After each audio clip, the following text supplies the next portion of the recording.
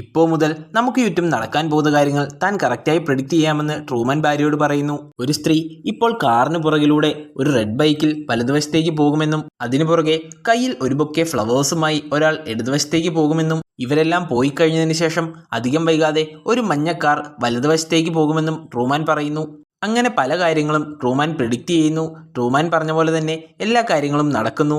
ഇങ്ങനെ നടക്കാൻ കാരണം ഷോയുടെ ക്രിയേറ്റേഴ്സ് ഇതെല്ലാം ഓൾറെഡി സെറ്റ് ചെയ്ത് വെച്ചിരിക്കുന്നതാണ്. അതൊരിക്കലും മാറില്ല. ഇങ്ങനെ ചുറ്റുപാടും നടക്കുന്ന കാര്യങ്ങൾ ട്രൂമാൻ ഓരോന്നോരോന്നായി ചൂണ്ടിക്കാണിക്കുന്നു. എന്നാൽ ഭാര്യ ഇതെല്ലാം കേട്ട ശേഷം ട്രൂമാൻ്റെ ശ്രദ്ധ മാറ്റാനായി വേറെ പല കാര്യങ്ങളും സംസാരിക്കുന്നു. കാരണം ഭാര്യ ഈ റിയാലിറ്റി ഷോയുടെ ഭാഗമാണല്ലോ. എന്നാൽ തന്നെ ഇനി ആർക്കും പിന്തിരിപ്പിക്കാൻ കഴിയില്ല എന്ന രീതിയിൽ ട്രൂമാൻ പെരുമാറുന്നു. പെട്ടെന്ന് തന്നെ ട്രൂമാൻ ഭാര്യയ്ക്ക് പുറത്തിറങ്ങാനാകാത്ത വിധത്തിൽ കാർ ലോക്കാക്കുന്നു. തുടർന്ന് ഫിജി ഐലൻഡിലേക്ക് ഇരുവരും റോഡ് മാർഗം പോകാമെന്ന് പറഞ്ഞ് ട്രൂമാൻ വണ്ടി വേഗത്തിൽ ഓടിക്കുന്നു. ഷോ ക്രിയേറ്റേഴ്സിന് ട്രൂമാൻ്റെ ഈ നീക്കം തടഞ്ഞല്ലേ പറ്റൂ. അതിനായി അവർ പല കാര്യങ്ങളും ചെയ്യുന്നു. ട്രൂമാൻ പോകുന്ന വഴിക്ക് അവർ ഫേക്ക് ട്രാഫിക് ബ്ലോക്ക് തന്നെ ഉണ്ടാക്കുന്നു. വണ്ടിയിൽ മുമ്പോട്ട് പോകാൻ സാധിക്കാത്ത വിധത്തിലായിരുന്നു അവർ ആ ട്രാഫിക് ബ്ലോക്ക് ഉണ്ടാക്കിയത്.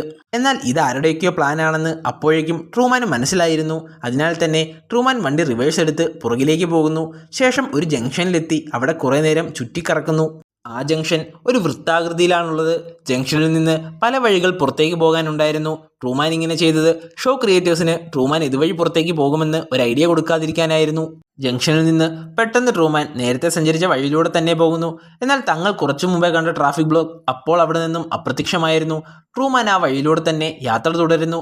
തുടർന്ന് ചെല്ലുമ്പോൾ അവരുടെ മുമ്പിലായി ഒരു വലിയ പാലം അവർ കാണുന്നു. ട്രൂമാന് പണ്ട് മുതലേ വെള്ളം പേടിയാണല്ലോ. അതിനാൽ തന്നെ പാലത്തിന് മുമ്പിലായി അയാൾ വണ്ടി നിർത്തുന്നു.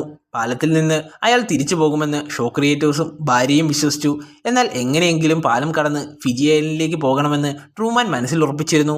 ഉടൻ തന്നെ ട്രൂമാൻ ഭാര്യയുടെ ഇരു കൈകളും പിടിച്ച് സ്റ്റിയറിംഗിലേക്ക് വെക്കുന്നു. അതിനുശേഷം ട്രൂമാൻ കണ്ണുകൾ അടച്ച് ആക്സിലേറ്റർ കൂട്ടുന്നു. ഭാര്യ വളരെ ബുദ്ധിമുട്ടി ആ സ്റ്റിയറിംഗ് കൺട്രോൾ ചെയ്യുന്നു. ഇല്ലെങ്കിൽ ഇരുവരും വെള്ളത്തിലേക്ക് വീണ് അവിടെ വെച്ച് തന്നെ മരിക്കുമായിരുന്നു. അങ്ങനെ ഇരുവരും അതിസാഹസികമായി പാലം കടക്കുന്നു. ഇരുവരും ഓരോ കടമ്പകളും അതിസാഹസികമായി തന്നെ നേരിടുന്നു. പാലവും കടന്ന് മുമ്പോട്ടേക്ക് ചെല്ലുമ്പോൾ കാട്ടിലാകെ തീ പടർന്നു പിടിച്ചിരിക്കുന്നുവെന്നും ഇതുവഴി പോകുന്നവർ തിരികെ പോകണമെന്നും ഒരു ബോർഡ് ഷോ ക്രിയേറ്റേഴ്സ് റോഡിൽ വെച്ചിരുന്നു. എന്നാൽ ഇതൊന്നും കാര്യമാക്കാതെ ട്രൂമാൻ അതിവേഗത്തിൽ തന്നെ മുമ്പോട്ടേക്ക് പോകുന്നു. ഇരുവരെയും തടയുന്നതിനായി ഷോ ക്രിയേറ്റേഴ്സ് റോഡിൽ തീയിടുന്നു. എന്നാൽ തീയിലൂടെ അതിവേഗത്തിൽ ട്രൂമാൻ കാറും കൊണ്ടുപോകുന്നു. ഇപ്പോൾ ഏകദേശം ഐലൻഡിൽ നിന്ന് രക്ഷപ്പെടുന്ന തരത്തിലേക്ക് കാര്യങ്ങൾ എത്തുന്നു. കുറച്ചുകൂടി മുമ്പിലേക്ക് ചെന്നപ്പോൾ കുറേയധികം പോലീസുകാരും ഫയർഫോഴ്സും എല്ലാവരും ചേർന്ന് പരിശ്രമിക്കുന്ന ഒരു കാഴ്ച അവർ കാണുന്നു.